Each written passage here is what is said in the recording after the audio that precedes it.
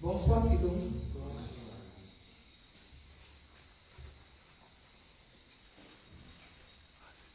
Oui, aujourd'hui, nous allons... bonsoir déjà à tous nos internautes. Oui, aujourd'hui, nous sommes sur la deuxième partie du troisième chapitre, être pour ce qui est. Nous sommes toujours dans Révélation, tome 1, les initiés africains, page 20 à 21. Voilà, je vais d'abord faire la première lecture. Ce qui change l'était et ce qui change est une méthode. La lumière infléchit, ce qui est reste. Paix, et il y a la conscience.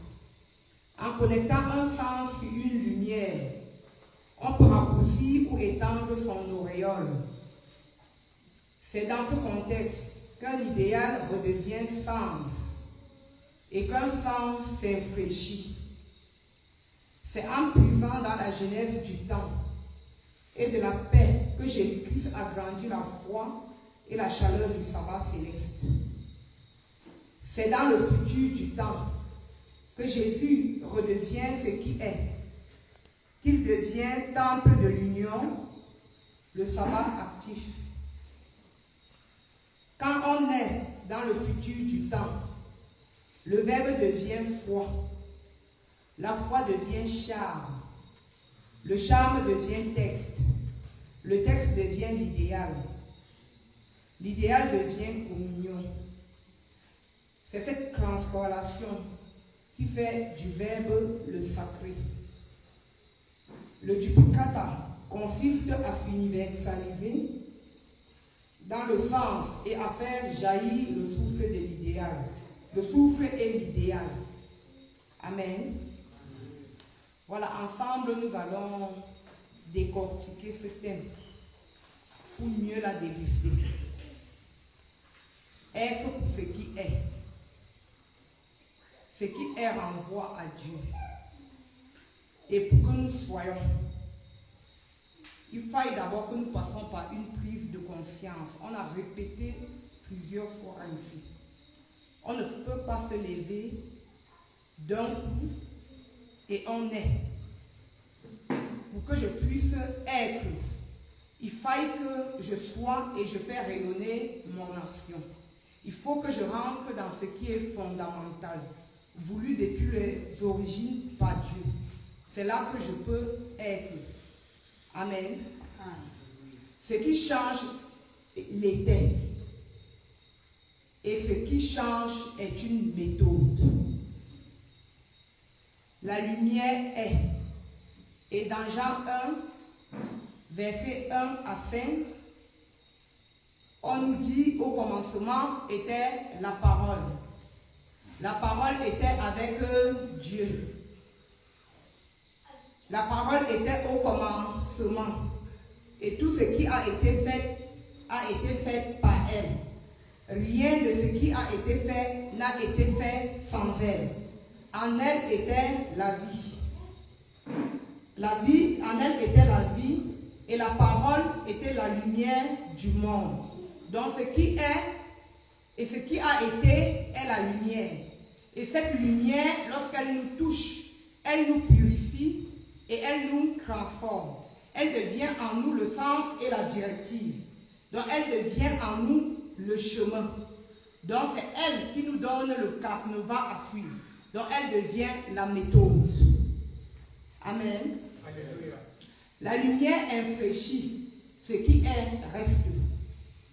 La lumière infléchie ici est la lumière divine.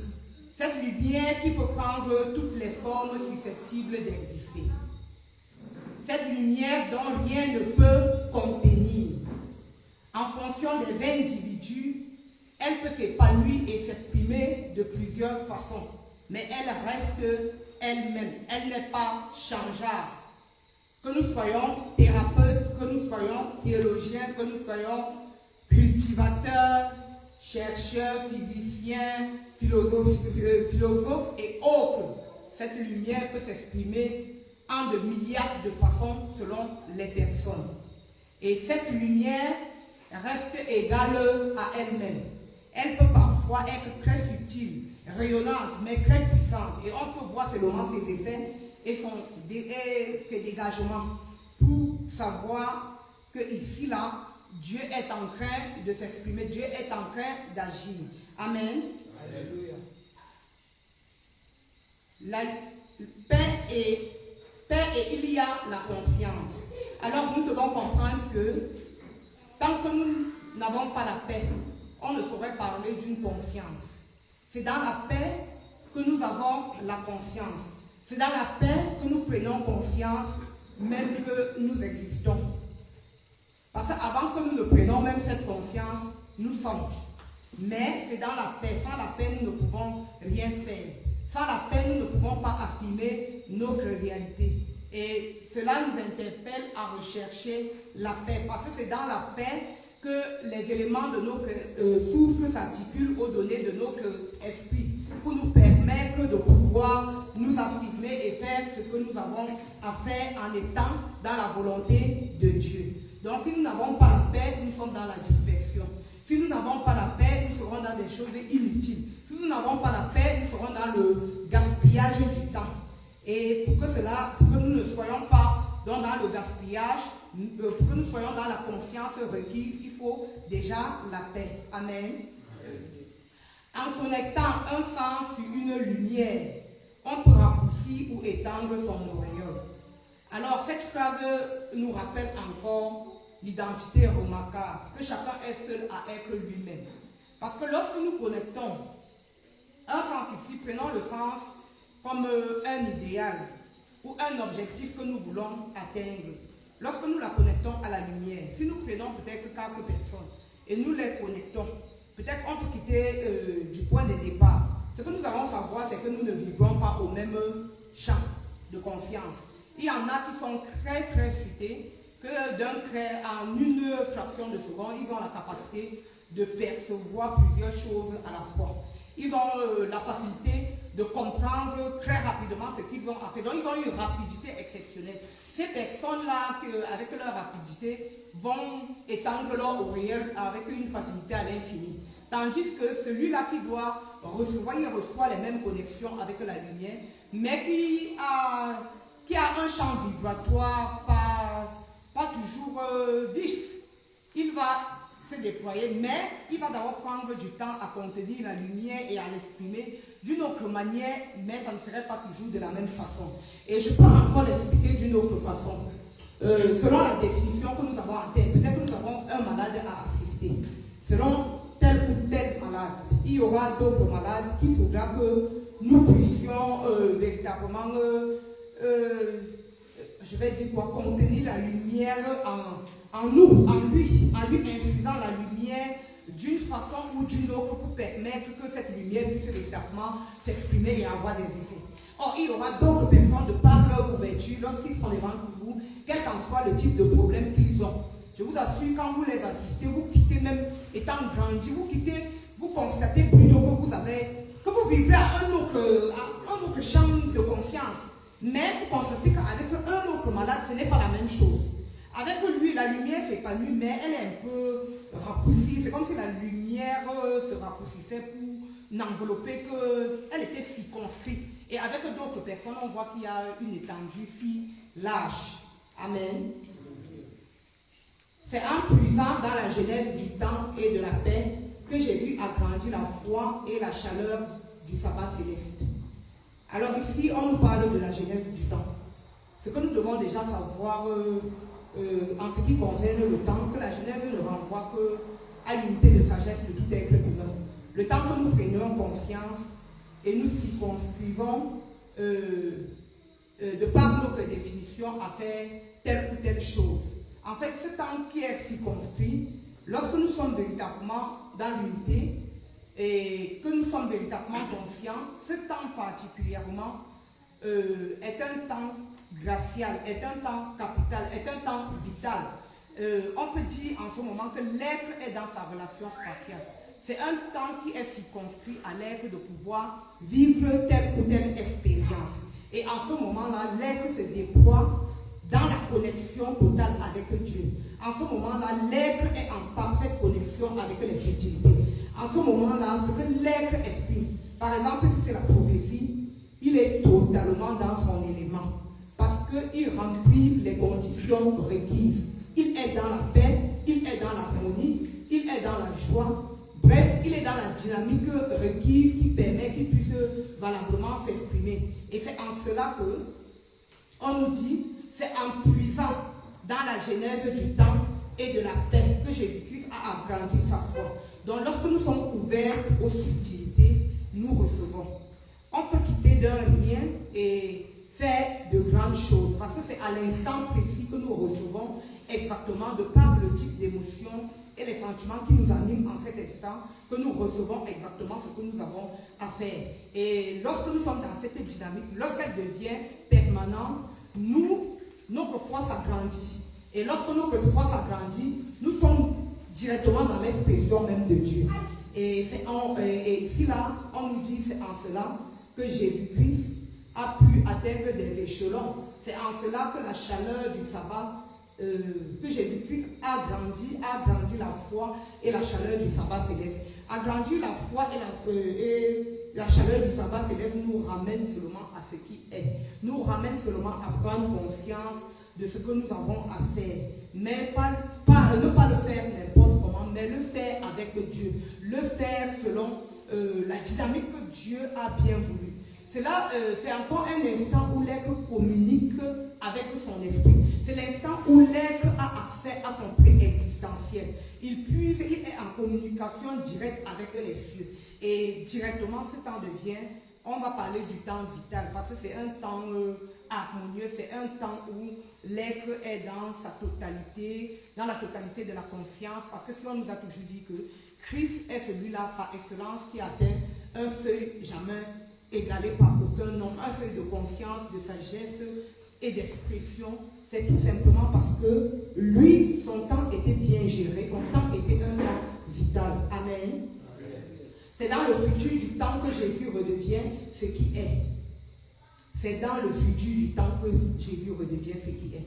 C'est dans le futur du temps que nous redevenions ce que Dieu a voulu pour nous. Et ici, là, lorsque nous lisons ce passage, ça nous fait rêver. Nous sommes on peut être dans une projection, parce que chacun peut se projeter et voir peut-être ce qu'il sera d'ici 2, 3 ans, 4 ans, 5 ans. Puisque nous sommes là, si nous sommes ici, c'est parce que nous avons un objectif à atteindre. Si nous sommes ici, c'est parce que nous voulons nous réaliser. Si nous sommes ici, c'est parce que nous voulons exprimer notre réalité telle que Dieu l'a voulu.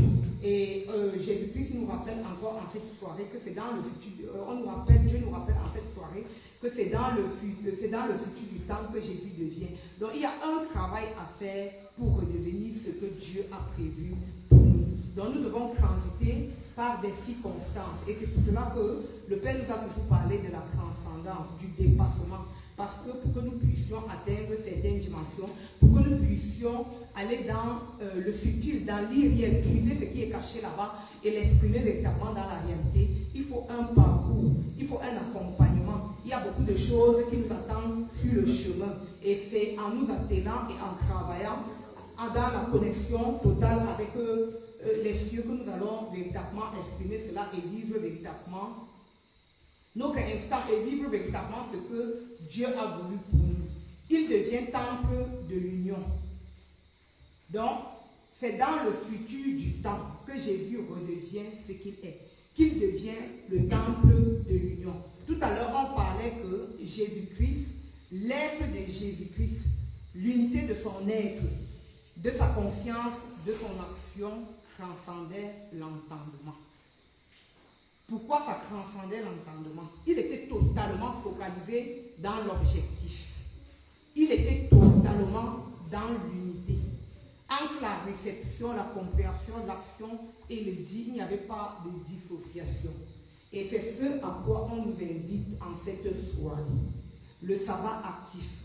Oui, quand nous devenons temple de l'union, quand nous atteignons cette dimension de conscience, c'est tout à fait normal parce que de par notre duplicata, même une fois que nous sommes couchés, Lorsque nous atteignons des degrés d'harmonie, nous acquérons un type d'ionisation spéciale qui donne à notre duplicata une dynamique qui nous permet que en permanence, nous sommes en action. 24 heures sur 24, nous sommes en action.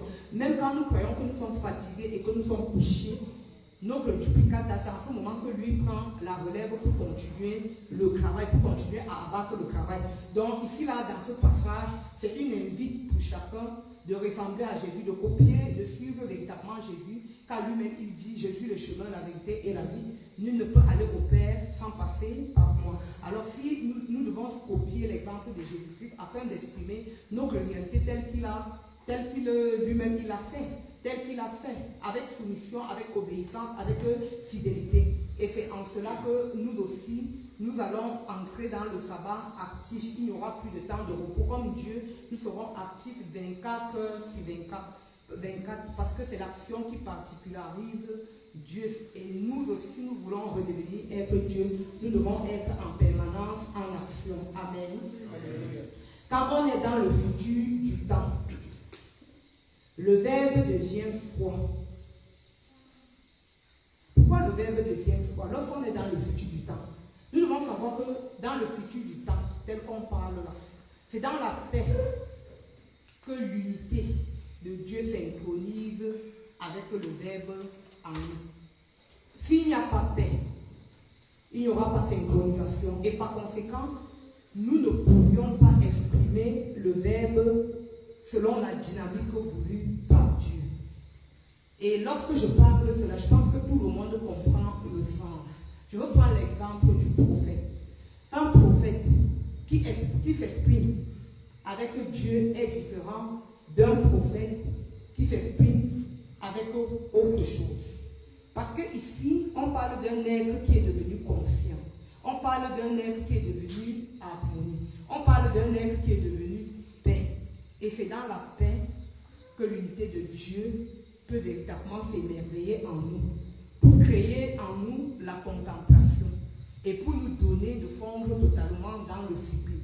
Et ce n'est que dans la sublimation de notre être, ce n'est que nous pouvons véritablement avoir accès aux subtilités, que nous pouvons avoir accès à l'irréel. C'est dans la sublimation que notre entendement peut être modulé. Donc notre écoute ou notre ouïe acquiert un sous-sens qui lui permet de fondre dans une nouvelle dynamique, qui lui permet de communiquer avec les subtilités.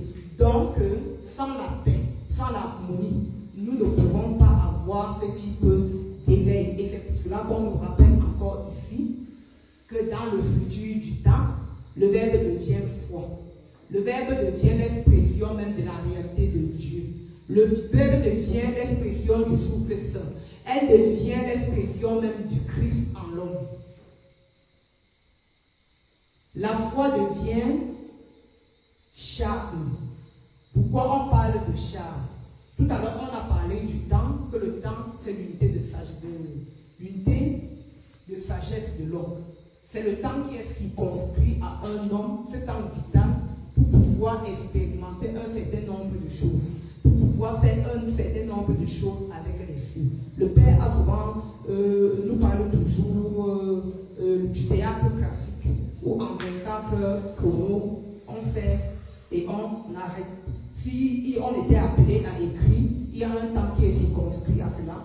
Les cieux nous plongent dans un champ particulier et de par l'émerveillement et la sublimation, il y a la tension qui s'éveille et au cœur de la tension, l'éveil devient l'élément de l'instant et devenant l'élément de l'instant, on constate qu'à partir de l'objectif que nous voulons atteindre, il y a fusion avec l'objectif et l'irréel. Il y a fusion entre ce qui est et ce qui est subtil.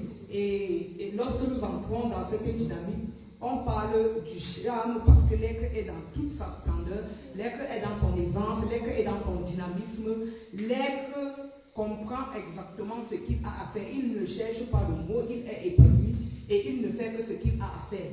Le charme devient un texte parce que l'expression que j'affirme en ce temps-là est totalement en étroite collaboration avec ce que les cieux veulent. Si c'est une guérison, maison, si peut-être que c'est le commerce, les atouts et les accessoires, tout ce que je réunis pour ce commerce est voulu depuis les cieux. Parce que je suis dans un champ précis, parce que je suis modulé autrement. Mon pH est modulé autrement. Et en ce moment-là, je peux affirmer mon texte qui peut être un écrit, l'écriture d'un bouquin, qui peut être une découverte. Le texte ici, on peut l'exprimer de plusieurs manières. Peut-être que c'est dans l'informatique, peut-être que c'est dans les créations diverses, peut-être que c'est dans des guérisons, dans l'opération des miracles. C'est ce qu'on appelle un texte. Parce que quand il y a fusion entre l'objectif et le subjectif, ou entre le réel et l'irréel, il y a quoi? On accède véritablement à un réel particulier du temps, du texte et de l'entendement. Parce qu'en ce moment-là, de par la modulation que nous avons reçue, nous recevons directement des cieux. Amen. Le charme devient le texte devient l'idéal. L'idéal parce que ce que nous affirmons en ce temps-là, nous respectons véritablement le code primordial qui a été prescrit depuis notre création. Parce que lorsqu'on nous dit souvent, lorsque nous avons accès aux données de notre esprit ou aux données de notre préexistentiel, si je suis prophétesse, je ne serai pas prophétesse selon le vouloir des cieux. Nous pouvons être des multiplicités de prophétesses, de prophètes, mais nous n'allons pas nous exprimer de la même façon. Et comme j'ai parlé également que nous ne vivrons pas dans les mêmes champs de conscience, chacun est seul à être lui-même. Mais ce que tu vas exprimer en ce moment est en étroite collaboration avec les cieux. Et c'est pour cela qu'on dit le texte dont ton expression du moment devient l'idéal. Et l'idéal devient communion. Communion parce que non seulement nous communiquons avec notre environnement, nous communiquons avec les cieux. Nous recevons directement des cieux et nous transmettons à l'universalité et recevons véritablement de la terre et nous retransmettons. Donc, en fait, en ce moment, il y a communion. Pourquoi? L'être est totalement en communion avec tout ce qui est susceptible d'exister. Que ce soit avec les astres, que ce soit avec les 4 éléments, que ce soit avec... bref, avec l'universalité, il y a une interconnexion subtile qui se fait. Et c'est pour cela qu'en ce moment, dans cette communion, l'être peut comprendre tout sur tout. Parce qu'étant rattaché à l'unité de Dieu, il a cette capacité de comprendre les choses selon leur contexte véritable, selon ce que les cieux l'amènent en ce moment précis à vivre.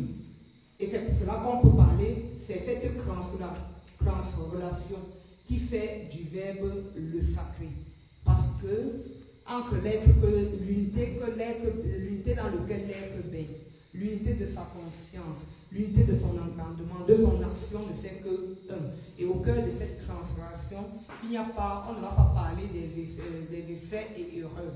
L'être reçoit directement et il n'affirme que ce qu'il a reçu. Et en ce moment, il rentre totalement dans la conformité avec Dieu. Amen.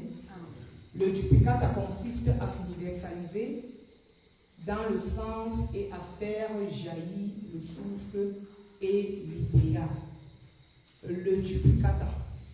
On nous a parlé au début de ce thème que Jésus-Christ est vie et il est duplicata. Et nous savons que le duplicata, s'universaliser, ici on nous dit le duplicata ne consiste pas à s'universaliser dans le sens, consiste à s'universaliser dans le sens et à faire jaillir le souffle et l'idéal. Nous ne devenons pas duplicata pour notre famille. Nous ne devenons pas duplicata pour une minorité, mais c'est pour s'étendre à l'universalité. Nous redevenons duplicata dans ce sens pour redonner la vie, pour amener les uns et les autres à se découvrir et à pouvoir aussi exprimer leur réalité. Nous redevenons duplicata pour ioniser le temps et l'espace. Nous redevenons duplicata pour être totalement disponible pour Dieu. Lorsqu'il t'appelle, tu ne dis pas « Attends, je vais aller faire ci avant de faire ». On devient fidèle et obéissant. Et on est là, on obéit au maître, au grand maître qui est Dieu. Donc si nous devons nous universaliser, c'est pour la gloire de Dieu. C'est pour davantage faire jaillir le souffle et l'idéal. L'idéal qui renvoie à Dieu. L'idéal qui renvoie encore au sens. Donc nous nous universalisons pour faire connaître davantage Dieu à ceux qui ne le connaissaient pas. Nous devenons universels pour redevenir